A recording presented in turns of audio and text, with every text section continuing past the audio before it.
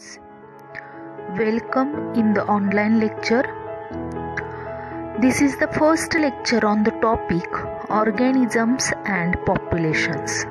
This is the 13th topic in your syllabus. तुमच्या syllabus मधला हा 13 नंबरचा टॉपिक आहे ऑर्गॅनिझम्स अँड पॉप्युलेशन्स. त्याच्यावरचं हे पहिलंच लेक्चर आहे. मागच्या लेक्चरमध्ये आपण ह्युमन हेल्थ अँड डिसीजेस हा टॉपिक कंप्लीट केलेला आहे. या लेक्चरमध्ये आपण नवीन टॉपिक सुरू करतोय ऑर्गॅनिझम्स अँड पॉप्युलेशन. या टॉपिकमध्ये आपण काय काय स्टडी करणार आहे हे अगोदर बघूया. तर या टॉपिकमध्ये आपण organisms and the environment around याच्याविषयी सुरुवातीला माहिती घेणार आहे. त्याच्यानंतर आपण हॅबिटॅट अँड निशे म्हणजे काय बघणार आहे, त्याच्यामध्ये असणारा डिफरन्स बघणार आहे. टाइप्स ऑफ निशे स्टडी करणार आहे. त्याच्यानंतर आपण एन्व्हायरमेंटमध्ये आढळणारे मेजर अबायोटिक फॅक्टर्स स्टडी करणार आहे, ज्याच्यामध्ये टेम्परेचर, वॉटर, लाईट, सॉईल यासारखे जे अबायोटिक फॅक्टर्स आहेत, मेजर अबायोटिक फॅक्टर्स, त्यांच्याविषयी आपण स्टडी करणार आहे. त्याच्यानंतर आपण ॲडॅप्टेशन स्टडी करणार आहे. पॉप्युलेशन स्टडी करणार आहे. पॉप्युलेशन या पॉईंटच्या अंडर आपण नॅटॅलिटी, मॉर्टॅलिटी याविषयी स्टडी करणार आहे. ग्रोथ रेट, पॉप्युलेशनची ग्रोथ कशी होते, एज डिस्ट्रीब्युशन.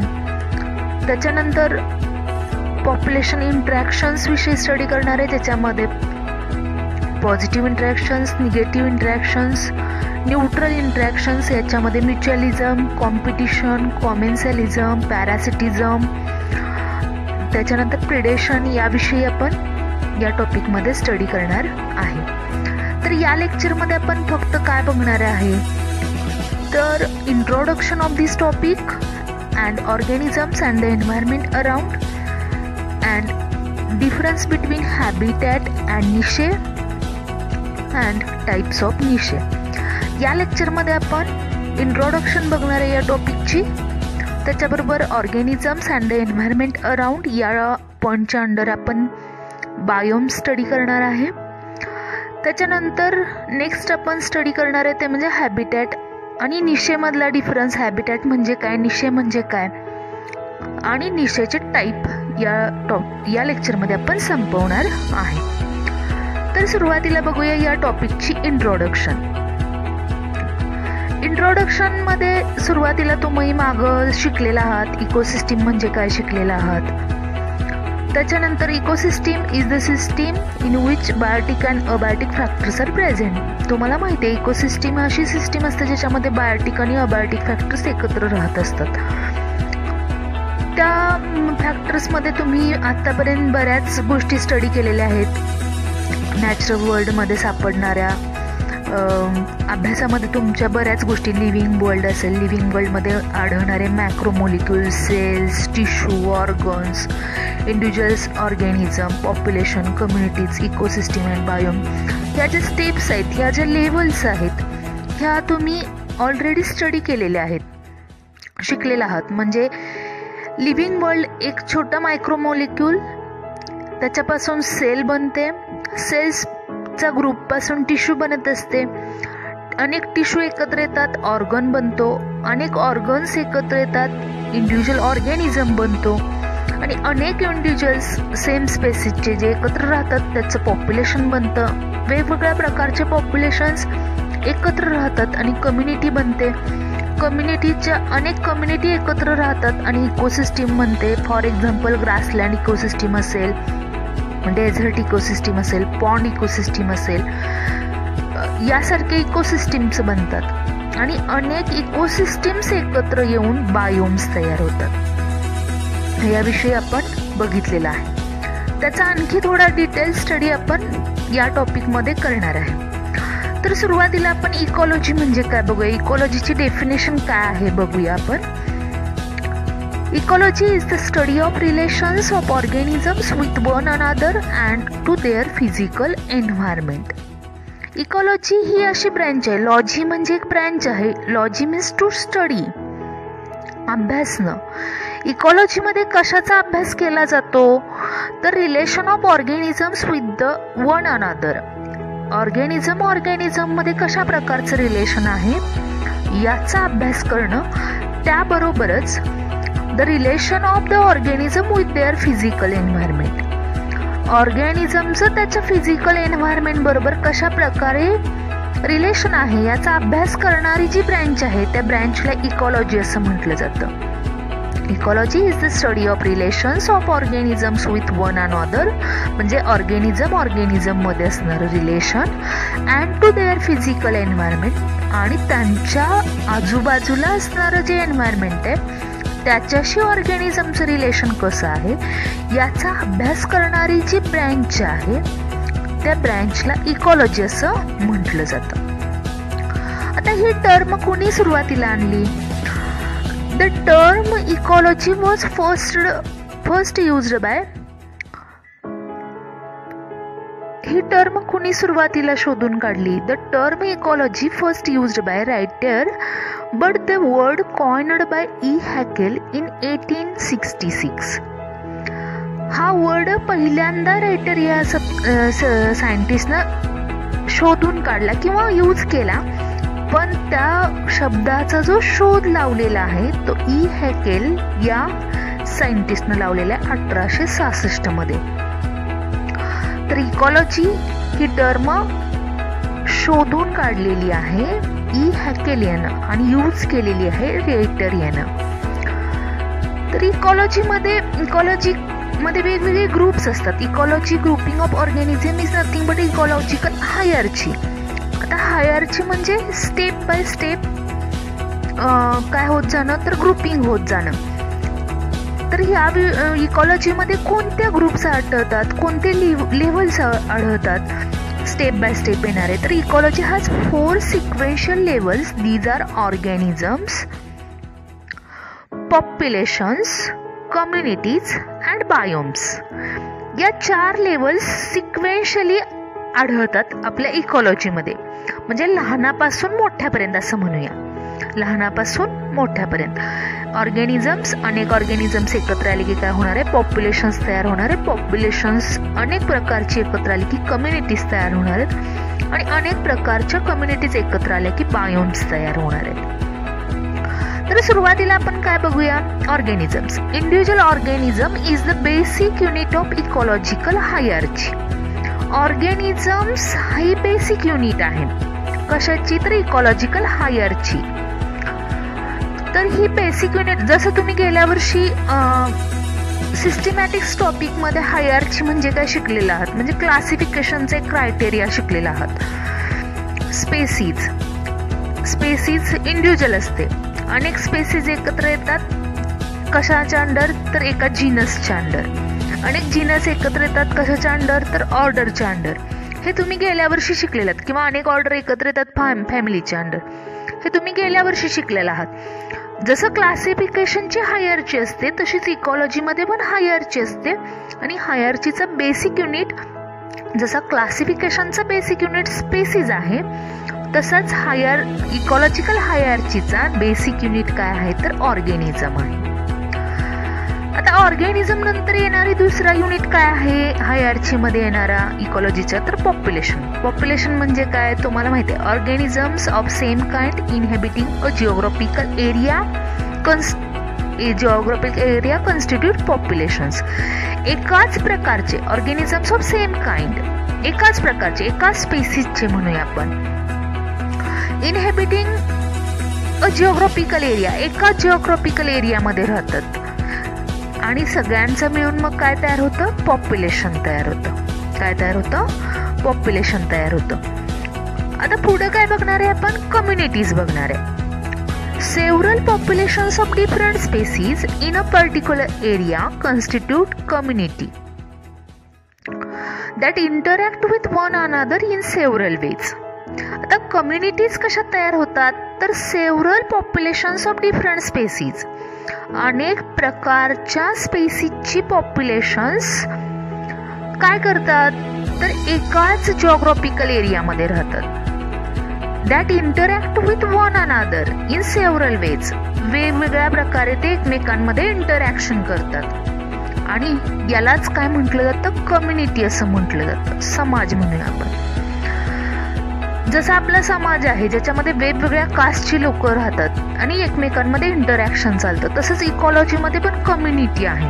आता या कम्युनिटीमध्ये फॉर एक्झाम्पल आपण एक लक्षात घेऊया, एक कम्युनिटी लक्षात घेऊया. समजा आपल्या अवतीभोवतीची कम्युनिटी लक्षात घ्यायचं झालं तर आपल्या आजूबाजूला बघा वेगवेगळ्या प्रकारचे प्लांट्स असतात, ॲनिमल्स असतात, त्याच्यानंतर वेगवेगळ्या प्रकारचे बर्ड्स असतात.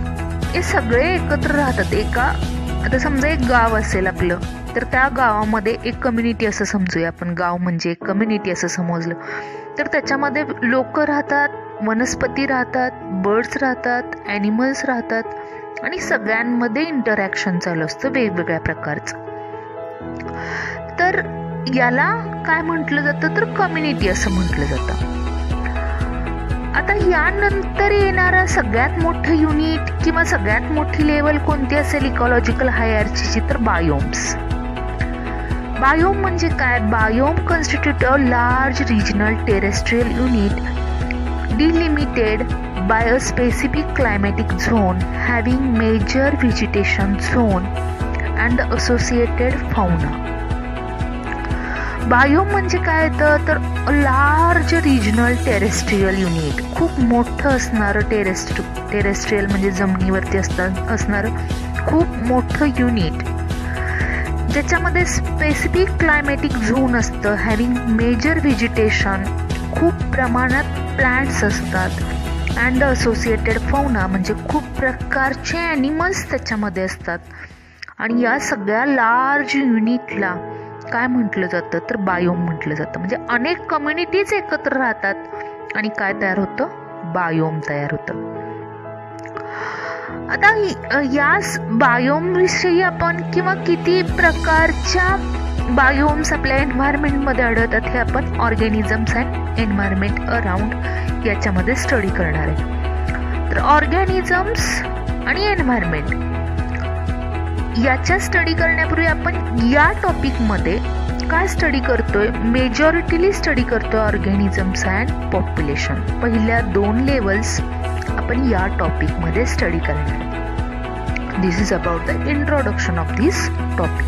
ही इंट्रोडक्टरी पार्ट आहे या टॉपिकचा, ज्याच्यामध्ये काय बघितलं आपण? इकॉलॉजीची डेफिनेशन बघितली, हा वर्ड कोणी फर्स्टली कॉइन केला बघितलं, त्याच्यानंतर आपल्या इकॉलॉजिकल हायरार्कीमध्ये येणारे 4 सिक्वेन्शियल लेवल्स बघितल्या आणि त्याची माहिती घेतली आपण. तर सुरुवातीचा जो पॉइंट आहे आपल्या टॉपिक मधला तो आहे ऑर्गॅनिझम्स अँड एन्व्हायरमेंट अराउंड. आता मगाशी सांगितल्याप्रमाणे organism is the basic unit or basic level of the ecological hierarchy. Organism ही बेसिक लेवल आहे कशाची तर हायरार्कीची, इकॉलॉजिकल हायरार्कीची. मग ऑर्गॅनिझम्स मध्ये सगळे लिव्हिंग ऑर्गॅनिझम्स येतात. It may become micro organism, it may become plants और फंगाय और ॲनिमल्स और एनी प्रोटिस्ट. ऑर्गॅनिझम्स मध्ये येणारे सगळे ऑर्गॅनिझम्स येतात, मग ते मायक्रो ऑर्गॅनिझम्स असतील, मग ते किंगडम मोनेरामध्ये येणारे ऑर्गॅनिझम्स असतील, प्रोटिस्टामध्ये येणारे, फंगायमध्ये येणारे असतील, प्लॅन्टीमध्ये येणारे असतील किंवा ॲनिमालियामध्ये येणारे असतील.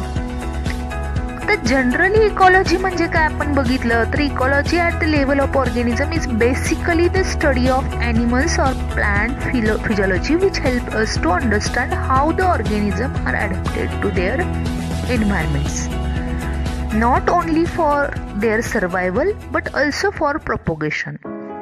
इकॉलॉजीमध्ये ऑर्गॅनिझमच्या लेवलला जाऊन ज्यावेळी आपण स्टडी करतो त्यावेळी याच्यात मेन स्टडी कशाचा केला जातो तर ॲनिमल्सच्या किंवा प्लांटच्या फिजियोलॉजीचा स्टडी केला जातो. कशासाठी? काय समजण्यासाठी? तर कशा प्रकारे ऑर्गॅनिझम त्याच्या आजूबाजूला असणाऱ्या एन्व्हायरमेंटला अडॅप्ट झाला, अनुकूल झाला. आणि ही अनुकूलता फक्त सर्वायवलसाठी असते का तर नाही, त्याच्याबरोबरच त्यांना कशासाठी अडॅप्ट झालेला असतो तर for the propagation. Propagation means reproduction और मल्टिप्लिकेशन. तर रिप्रोडक्शन करण्यासाठी किंवा त्याच्या स्वतःचं मल्टिप्लिकेशन करण्यासाठी, many number of copies produce करण्यासाठी तो काय झालेला असतो? ऑर्गॅनिझम त्याच्या एन्व्हायरमेंट बरोबर अडॅप्ट झालेला असतो. तर याचा स्टडी जनरली महत्त्वाच्या बेसिक युनिटमध्ये ऑर्गॅनिझम्स आणि एन्व्हायरमेंट अराउंडमध्ये केला जातो. काय स्टडी केलं जातं तर ॲनिमलची आणि प्लॅन्टची फिजिओलॉजी स्टडी केली जाते. आता तुम्ही मागं जॉग्रफीमध्ये शिकलेला आहात की आपली अर्थ जी आहे ती सनच्या अराउंड फिरत असते, बरोबर आहे. सूर्याच्या भोवती आपली अर्थ गोल गोल फिरत असते आणि एक फेरी पूर्ण करण्यासाठी तिला 365 दिवसांचा म्हणजे एका वर्षाचा कालावधी लागतो. आणि ज्यावेळी ती ही फिरत असते अर्थ सूर्याच्या भोवती, ती फिरत असल्यामुळं आपल्याकडं सीझन्स तयार होतात. आणि मग हे सीझन्स ॲन्युअली वेगवेगळे असतात. म्हणजे मग विंटर असेल, समर असेल, रेनी सीझन असेल. कशा प्रकारे ते अर्थच्या भोवती रोटेट होते त्याच्यावरून हे सीझन्स, ती स्वतःभोवती फिरते त्याबरोबर सनभोवती फिरते, बरोबर. You have studied in earlier classes about the rotation of earth around the sun and the tilt of its axis causes season. याच्यामुळं काय निर्माण होतात? सीझन निर्माण होतात. These seasons with annual variations in precipitation in the form of rain and snow give rise to formation of major biomes of earth. कशामुळे अर्थवरती वेगवेगळे 6 biomes तयार झालेले आहेत. तर हे बायोम्स तयार होण्यापाठीमागचं रिझन आहे आपल्या अर्थच्या ॲक्सिस भोवती, सेंट्रल ॲक्सिस भोवती ती स्वतः भोवती रोटेट होते आणि त्याबरोबर ती सन भोवती रोटेट होते. यामुळं सीझन्स तयार झाले. सीझन्स असून सुद्धा या सीझनमध्ये बऱ्याच ठिकाणी खूप प्रमाणात पाऊस पडतो, काही ठिकाणी कमी पाऊस पडतो, काही ठिकाणी स्नो म्हणजे बर्फ पडतो.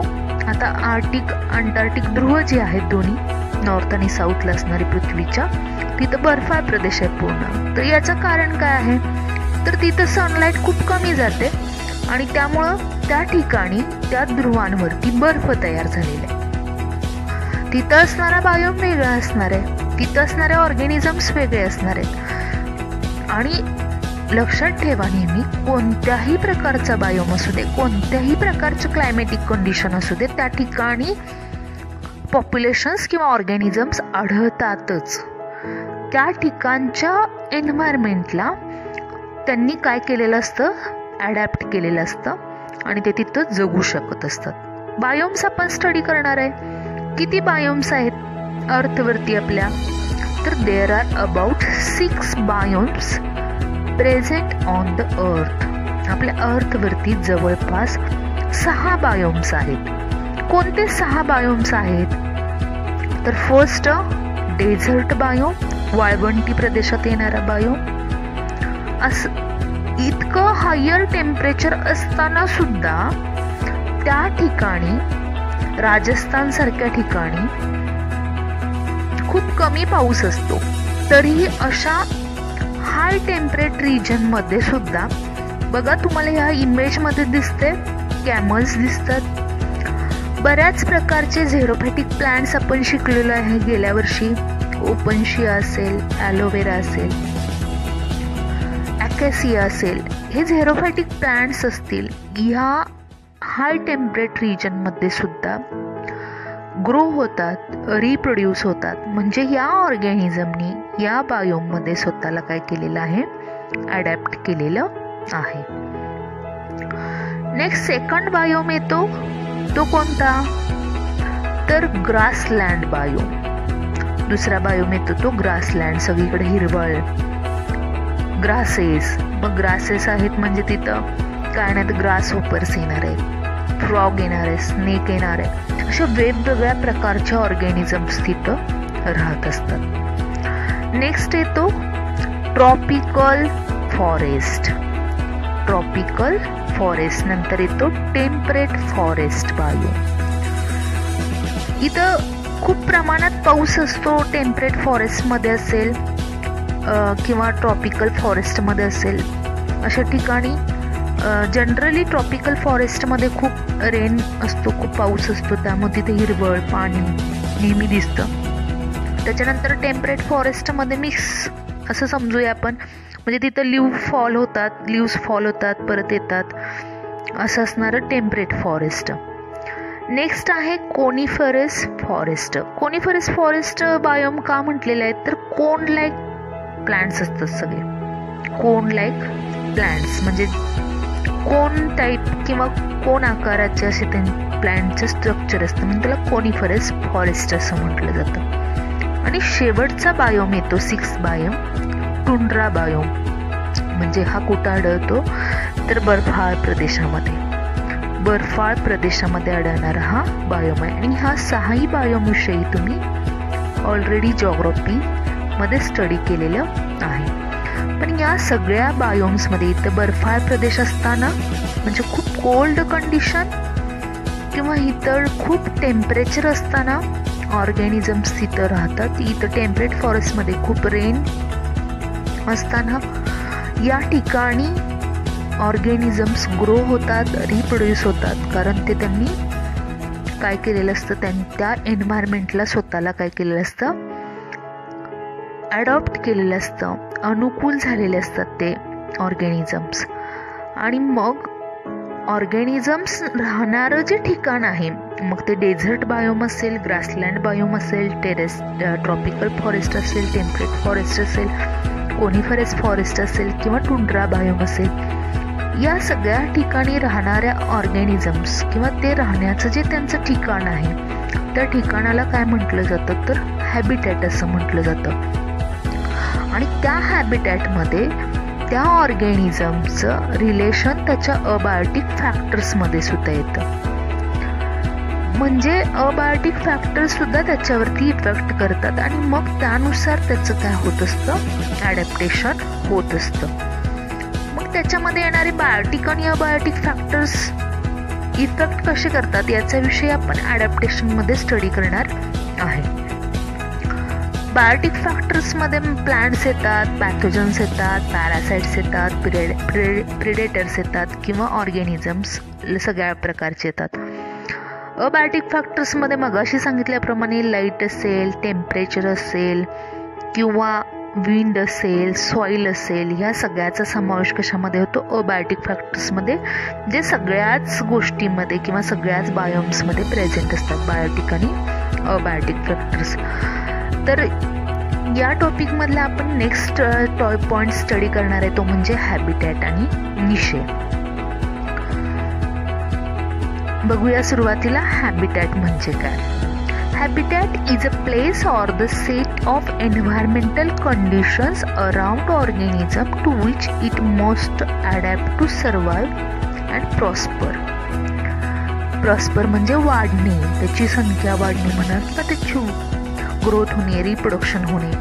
Habitat is a place अशी ठिकाण आहे जे or the set of environmental conditions, तो एक सेट आहे एन्व्हायरमेंटल कंडिशनचा, अराउंड ऑर्गॅनिझमच्या बाजूला असणारा, भोवती असणारा, to which it must adapt to survive and prosper. जो काय झालेला आहे ऑर्गॅनिझमनं, ज्याच्यामध्ये तो अडॅप्ट झालेला आहे, सर्वाइव्ह झालेला आहे आणि प्रॉस्पर म्हणजे त्यानं रिप्रोडक्शन सुरू करून स्वतःचं मल्टिप्लिकेशन केलेलं आहे. अशा प्लेसला काय म्हटलं जातं, हॅबिटॅट असं म्हटलं जातं. Place or area where a particular species lives is its habitat. असं सुद्धा त्याची सोपी डेफिनेशन करू शकतो आपण. अशी जागा किंवा असा एरिया ज्या ठिकाणी पर्टिक्युलर स्पेसीज राहत असते, अशा एरियाला काय म्हणू शकतो आपण, हॅबिटॅट असं म्हणू शकतो, साधी सोपी डेफिनेशन. मग हॅबिटॅटमध्ये काय येतं, factors like the sunlight, average rainfall, annual temperature, type of soil present and other abiotic factors affect the presence of organisms.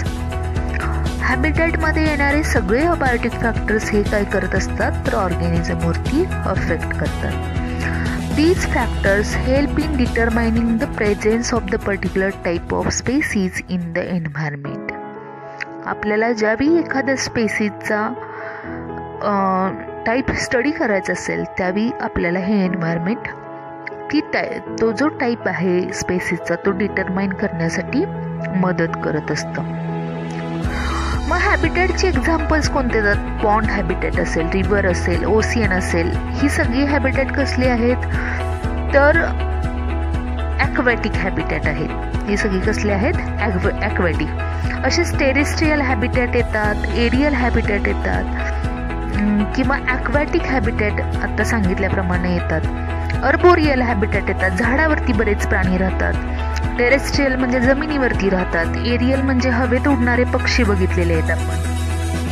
त्याच्यानंतर ॲक्वॅटिक आत्ता सांगितल्याप्रमाणे पॉन्ड असेल, रिव्हर असेल, ओशियन असेल, हे सगळे ॲक्वॅटिक हॅबिटॅट येतात.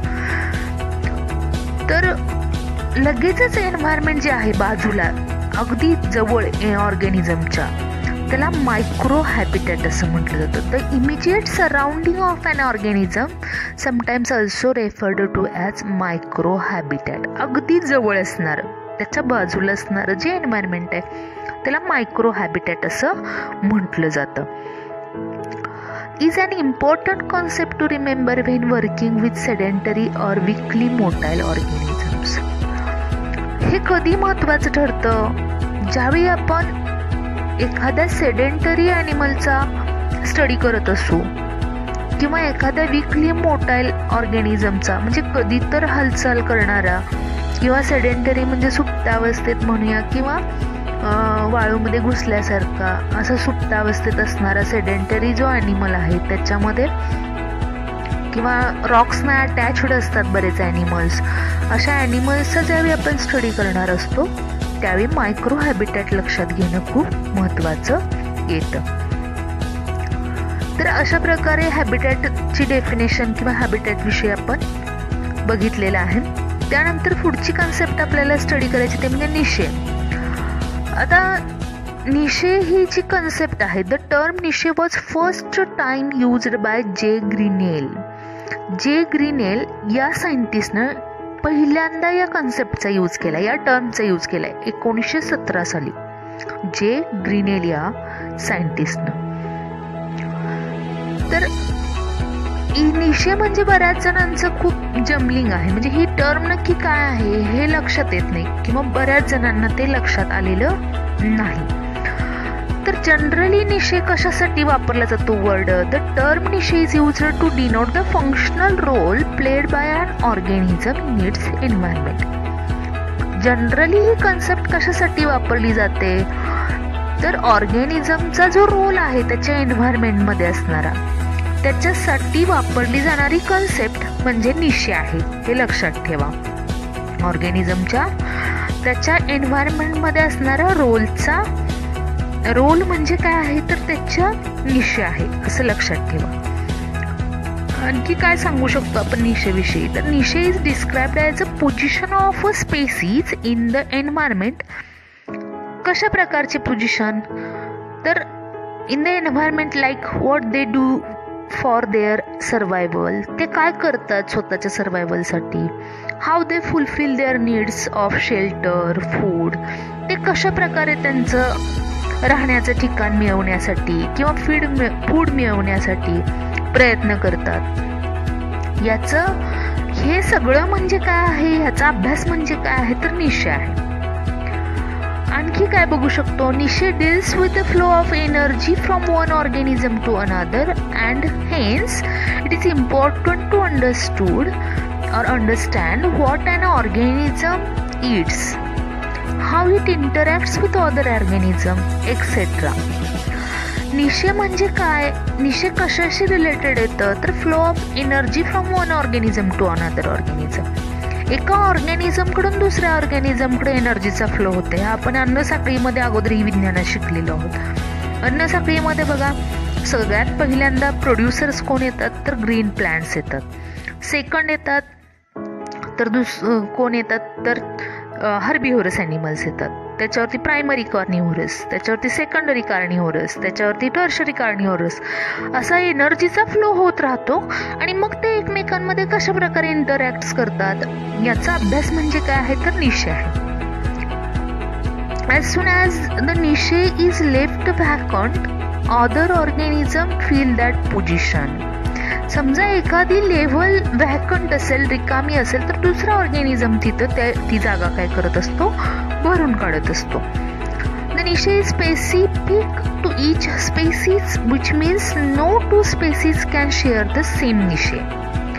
एकच निशे दोन स्पेसीज शेअर करू शकत नाही. एकाच निशेमध्ये दोन स्पेसीज राहू शकत नाही. फॉर एक्झाम्पल बघा, आता आपण एखादं एक्झाम्पल जर घ्यायचं झालं समजा, तर वॉल लिझर्डचे घेऊया. म्हणजे वॉल लिझर्ड ज्यावेळी भिंतीवरती राहत असते त्यावेळी त्याच भिंतीवरती दुसरा रेप्टिलियन ॲनिमल म्हणजे तिथंच त्याच हॅबिटॅटमध्ये तिथंच त्याच ठिकाणी दुसरा एखादा ॲनिमल रेप्टाईलमध्ये असणारा तिथं राहू शकत नाही. म्हणजे एका स्पेसीजच्या ऑर्गॅनिझम एका निशेमध्ये फाउंड होतात. दोन वेगवेगळ्या स्पेसीज एकत्र निशेमध्ये राहू शकत नाही. If the species creates its own unique niche in an ecosystem, it would be help in reducing competition for resources among species. ज्यावेळी एखादी स्पेसीज त्या एन्व्हायरमेंटमध्ये स्वतःचा असा निशे बनवते त्यावेळी तिथलं कॉम्पिटिशनचा जो रेट आहे तो कमी होतो. मग असे सांगितलं की एका निशेमध्ये दोन ऑर्गॅनिझम्स राहू शकत नाहीत, त्यामुळं तिथं कॉम्पिटिशन होणार आहे का? दोन वेगवेगळ्या स्पेसीज एकत्र आल्या की कॉम्पिटिशन होणार आहे. पण इथं एका इकोसिस्टीममध्ये एका स्पेसीजमध्ये युनिक असं त्याचा निशे बनवलेला आहे, तर तिथं कॉम्पिटिशनचा प्रश्न येतोय का? नाही येणार. By taking an example of a bird, आपण एखादं एक्झाम्पल घेऊया बर्डचं. कुठल्या बर्डचं घेऊया? बघा, स्पॅरो घेतली समजा, तर स्पॅरो काय आहे? ग्रेनी हॉरस ॲनिमल आहे. ग्रेनी हॉरस समजा बर्ड आहे, तर स्पॅरो ग्रेनी हॉरस आहे. तर काही बर्ड्स कसे आहेत? तर इन्सेक्टिव्होरस झालेले आहेत. काही बर्ड्स कसे झाले आहेत? तर फ्रूट इटिंग झालेले आहेत. म्हणजे बर्ड हा एक ग्रुप घेतला समजा, तर बर्ड मध्ये सुद्धा प्रत्येकामध्ये खाण्याचा जो हॅबिट आहे, खाण्याची जी सवय आहे ती वेगवेगळी आहेत. त्यामुळं त्यांच्यामध्ये कॉम्पिटिशनचं प्रमाण काय असणार आहे? कमी असणार आहे. येते लक्षात? म्हणजे ग्रेन खाणारे बर्ड्स वेगळे आहेत इटिंग हॅबिट्समध्ये. त्याच्यानंतर इन्सेक्टिव्होरस बर्ड्स वेगळे आहेत. त्याच्यानंतर इन्सेक्टिव्होरस बर्ड्स नंतर कुठले येतात? तर फ्रूट्स खाणारे असतील. तर अशा प्रत्येकाचे इटिंग हॅबिटेट वेगळे आहेत. मग त्यांच्यामधलं आता इन्सेक्टिव्होरस बर्ड ग्रेनी हॉरस बर्ड बरोबर कॉम्पिटिशन करणार आहे का? नाही करणार. किंवा फ्रूट खाणारा बर्ड इन्सेक्टिव्होरस बरोबर करणार आहे का कॉम्पिटिशन? नाही करणार. म्हणजे निशेमध्ये कॉम्पिटिशनचं प्रमाण काय होत जातं? त्यामुळं कमी होत जातं. तर हा डिफरन्स आहे हॅबिटॅट आणि निशेमधला. हॅबिटॅटमध्ये अनेक ऑर्गॅनिझम्स एकत्र राहू शकतात. जसं मी ॲक्वॅटिक हॅबिटॅट सांगितलं, सगळ्या प्रकारचे फिशेस ॲक्वॅटिक हॅबिटॅटमध्ये सापडतात. वेगवेगळ्या स्पेसीज असणारे झू प्लँक्टॉन सापडतात, फायटोप्लँक्टॉन सापडतात. म्हणजे ते एकत्र राहतात ॲक्वॅटिक हॅबिटॅटमध्ये. हॅबिटॅटमध्ये अनेक स्पेसीज एकत्र राहू शकतात, पण निशेमध्ये राहू शकतात का? नाही. एका निशेमध्ये एकच स्पेसीज राहू शकते. हा डिफरन्स आपण बघूया. टॅब्युलर फॉर्ममध्ये डिफरन्स बघूया हॅबिटॅट अँड निशेमधला. Difference between habitat and niche. बघा, फर्स्ट पॉइंट काय आहे हॅबिटॅटमध्ये येणार? Habitat is an area where a species lives and interact with one another factors and prosper. काय करते हॅबिटॅट? म्हणजे असा एरिया आहे की स्पेसीज राहतात, इंटरॅक्ट करतात विथ द अदर, दुसऱ्यांबरोबर. फॅक्टर्स, वेगवेगळ्या फॅक्टर्स त्याच्यामध्ये येतात आणि काय होतात? तर प्रॉस्पर होतात. तर निशे म्हणजे काय आहे? अ निशे इज अ कन्सेप्ट, ही एक कन्सेप्ट आहे of how an organism lives or survives in the environmental condition. कशा प्रकारे ऑर्गॅनिझम त्या एन्व्हायरमेंटल कंडिशनमध्ये सर्वाइव्ह झाला, कशा प्रकारे तो राहतोय, याचा अभ्यास करणं म्हणजे काय आहे? निशे आहे. सेकंड बघूया, habitat consist of numerous niches. एकाच हॅबिटॅटमध्ये अनेक निशेज असू शकतात. But niche do not contain such components. एका निशेमध्ये परत दुसरे निशे असणार आहेत का? नाही. पण हॅबिटॅटमध्ये अनेक निशे असतात. Effect of temperature, rainfall and other abiotic factors. हॅबिटॅटवरती टेम्परेचरचा, रेनफॉलचा आणि अदर अबायोटिक फॅक्टरचा इफेक्ट होत असतो. तसं निशेवरती नाही. निशेमध्ये काय होत राहतं? Flow of energy from one organism to other through ecosystem. एका इकोसिस्टीममध्ये एका ऑर्गॅनिझमकडून दुसऱ्या ऑर्गॅनिझमकडे काय होत राहते? तर एनर्जी फ्लो होत राहते. फोर्थ डिफरन्स काय? Habitat supports numerous species at a time. एका वेळी एका हॅबिटॅटमध्ये अनेक स्पेसीज राहू शकतात. तसं निशेमध्ये आहे का? नाही. Niche supports a single species at a time. एका वेळी एका निशेमध्ये एकच स्पेसीज असते. Habitat is a physical place. ही काय आहे? हॅबिटॅट म्हणजे फिजिकल प्लेस आहे, राहण्याचं ठिकाण आहे. Niche is an activity performed by organism. Niche म्हणजे काय आहे? ॲक्टिव्हिटी आहे. ऑर्गॅनिझमनं केलेली ॲक्टिव्हिटी म्हणजे काय आहे? निशे आहे. Habitat is species specific. Habitat is not species specific. Habitat काय आहे? स्पेसीज स्पेसिफिक नाही. निशे इज स्पेसीज स्पेसिफिक. पण निशे कसा आहे? स्पेसीज स्पेसिफिक आहे. प्रत्येक निशेमध्ये फक्त एकच स्पेसीज फाउंड होणार, पण एका हॅबिटॅटमध्ये अनेक स्पेसीज सापडू शकतात. This is the difference between the habitat and niche. हा डिफरन्स आहे हॅबिटॅटमधला आणि निशेमधला. आता नेक्स्ट पॉइंट आपल्याला काय स्टडी करायचा आहे? तो आहे 3 types of niches are found around the environment. आपल्या आजूबाजूच्या एन्व्हायरमेंटमध्ये 3 प्रकारचे निशे सापडतात किंवा असतात. त्यातला पहिला निशे कोणता आहे बघा? Spatial or habitat niche. आता स्पॅशल ऑर हॅबिटॅट निशे म्हणजे काय? It deals with the physical space occupied by the organism. Habitat म्हणजे फिजिकल स्पेस आहे. कोणती फिजिकल स्पेस ऑर्गॅनिझमनं ऑक्युपाय केली त्या स्पेसला किंवा त्या टाईपच्या निशेला काय म्हटलं जातं? स्पॅशल ऑर हॅबिटॅट निशे असं म्हटलं जातं. Second, trophic niche. Trophic niche म्हणजे काय? It is on the basis of trophic level of an organism in a food chain. Trophic level जे असतात फूड चेन मधल्या, मगाशी सांगितल्याप्रमाणे producers, herbivorous animals, primary carnivorous, secondary carnivorous, tertiary carnivorous, हे ज्या levels आहेत या लेवलमध्ये कोणत्या लेवलमध्ये हा ऑर्गॅनिझम सापडतो किंवा असतो ती त्याची काय असते? ट्रॉपिक निशे असते. तिसरा प्रकार आहे मल्टी डायमेन्शनल और हायपर व्हॉल्यूम निशे. म्हणजे काय बघा? It considers number of environmental factors. मग एन्व्हायरमेंटल फॅक्टर्स कोणते? Both biotic and abiotic. The resulting space will be a hyper volume, not something that can be perceived by the human mind. This space is called the hyper volume niche.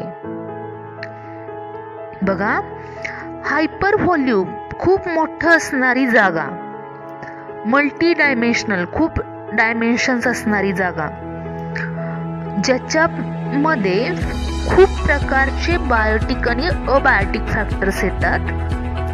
हे Biotique आणि abiotic factors मध्ये काही Biotique factors किंवा abiotic factors आपण सुद्धा शोधलेले नाहीत. अशा सगळ्याचा मिळून एक हायपर व्हॉल्यूम तयार होतो. खूप मोठा अशी जागा तयार होते, हायपर व्हॉल्यूम म्हटलं जातं. आणि ती जागा, the space is called the hyper volume niche. ती जागा खूप मोठी आहे म्हणून त्या निशेला काय म्हटलेलं आहे? हायपर व्हॉल्यूम निशे असं म्हटलेलं आहे. त्याला दुसरं काय it is the position of an organism in the environmental gradient. सगळ्या एन्व्हायरमेंटच्या ग्रेडियंटमध्ये ऑर्गॅनिझमची पोझिशन काय आहे, त्या टाईपच्या निशेला काय म्हटलं जातं, हायपर व्हॉल्यूम निशे असं म्हटलं जातं. हे 3 तर बेसिक टाइप्स आहेतच निशेचे आपल्या भोवती सापडणारे, पण एकाच स्पेसिससाठी जर आपण कन्सिडर केलं, मी परत एकदा सांगते, एकाच स्पेसिससाठी जर आपण कन्सिडर केलं तर for every species there is a fundamental niche and a realise niche. प्रत्येक स्पेसिससाठी 2 निशे असतात, एक असतो फंडामेंटल, दुसरा असतो रिअलाइज्ड निशे. तर सुरुवातीला बघूया fundamental niche. Fundamental niche is the niche in the absence of all competitors. This is highly improbable in nature. Fundamental niche म्हणजे जिथं कॉम्पिटिशनच असत नाही, जिथं कॉम्पिटिटरच असत नाहीत, अशा निशेला फंडामेंटल निशे असं म्हटलं. जे खरं तर होऊ शकत नाही, इनप्रोबॅबल इन नेचर, असं होऊ शकत नाही. Hence, realized niche is more realistic approach in the presence of competition for the resources available in the habitat.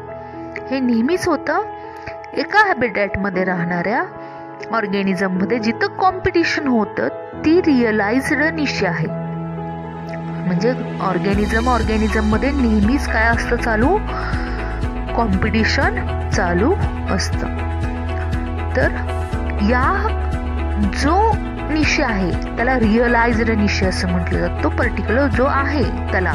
आणि फंडामेंटल निशेमध्ये कॉम्पिटिटरच नसतात, असं होऊ शकत नाही.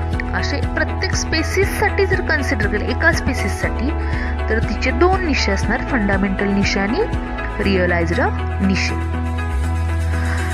तर या लेक्चरमध्ये आपण काय बघितलं, तर हॅबिटॅट म्हणजे काय, निशे म्हणजे काय, दोन्ही मधला डिफरन्स काय आहे, टाइप्स कोणते आहेत निशेचे, स्पॅशियल असेल, ट्रॉपिक निशे असेल, मल्टी डायमेन्शनल हायपर व्हॉल्यूम निशे असेल, आणि 6 बायोम्स कोणते आहेत, फक्त त्याच्याविषयी आपण या लेक्चरमध्ये स्टडी केलेलं आहे. तर इथं आपण थांबतो या लेक्चरमध्ये. नेक्स्ट लेक्चरमध्ये आपण मेजर अबार्टिक फॅक्टर्स याच्याविषयी स्टडी करणार आहे. थँक्यू.